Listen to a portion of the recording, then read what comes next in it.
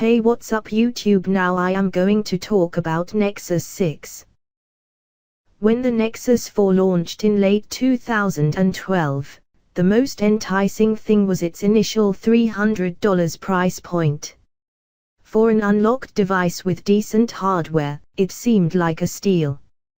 But we soon learned that its shortcomings were often too much. Now we're at the Nexus 5. A solid smartphone with a 2.3 GHz Snapdragon 800 chipset and 2 GB RAM. It has a 2300 mAh battery and a 5-inch 1080p display. It also features the latest version of Android 4.4 Kit. You'd think it would come with a hefty price tag, but for 16 GB and 32 GB versions, you're only looking at $349 and $399, respectively, in the US. That's unlocked. If you're thinking it seems too good to be true, we can't blame you. What, if any, corners did LG and Google have to cut in order to bring the price down to affordable levels? Let's skip the boring Nexus history lesson and dive right into what matters: the Nexus 5 itself. Design. First, let's talk hardware design. The Nexus 5 features a 5-inch 1080p IPS display that's 1920 x 1080, giving us 445 ppi. If you can pick out the pixels on this display, please donate your eyes to see. The display itself is crisp, although its colors are less saturated than what you'd find on the HTC One or iPhone 5S. The Nexus 5S display doesn't get as bright as those devices, either, but it's not a big deal. If punchy colors and contrast is your thing, the Nexus 5 might only disappoint you if you consistently compare it to other devices. Otherwise, you won't notice it over time.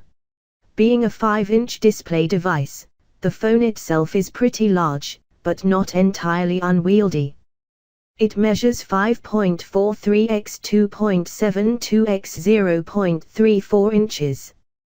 Because the bezel is so narrow, the device itself isn't pushed wider by its large, and because LG opted for plastic here, rather than a glass front and back like the Nexus 4, it's not too heavy.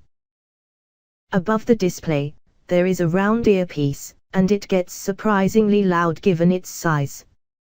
To the left of that is the front-facing camera, and down below the display is an LED notifier. You don't see anything down there unless you have notifications, and the glowing light seems to come from nowhere. The base of the Nexus 5 has a micro USB port for charging and syncing, and two grills, one housing a speaker, and the other a microphone. The top of the device has a 3.5mm headset jack and a small hole for a microphone that may act as a noise cancellation feature. Around the edges of the device, there are ceramic volume and power buttons. The left has a flat, almost sharp-edged volume button, and the power button is to the upper right side. Some colleagues of ours say the ceramic buttons are a nice touch, although it feels weird given the sharp edges. It's nothing that bothers us, but something we noticed. Flip the device over, exposing its backside, and you'll see the word Nexus emblazoned on the soft touch cover. There is an 8MP camera in an unusually large module, and an LED flash just beneath it. Because it's a Nexus device, you can't remove the cover to replace the battery, and there is most certainly no microSD card slot for those of you wondering. If you buy the 32GB version, which we would recommend over the 16GB version, you shouldn't have to worry too much about space, in-hand feel and use. Now that you have a good idea for what the Nexus 5 looks like, let's talk about using the thing. Because it's still a 5-inch display smartphone, it will be large for many hands. We have some tall folks on our staff with bigger than average hands, and stretching up to the corners with our thumbs was still a little. One thing we noticed immediately when picking up the device was its weight. It's very light, thanks mostly to LG's use of plastics here. It certainly doesn't have the same premium feel that the HTC One or iPhone 5S has, but it's easy to forgive because of its price.